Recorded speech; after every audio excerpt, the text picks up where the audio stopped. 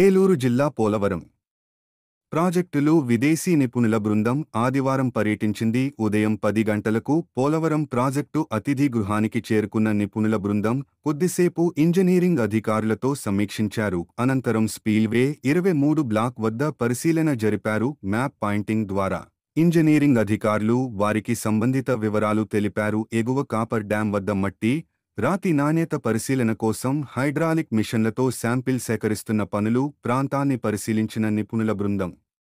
ఈ కార్యక్రమంలో ఇరిగేషన్ అధికారులు పాల్గొన్నారు.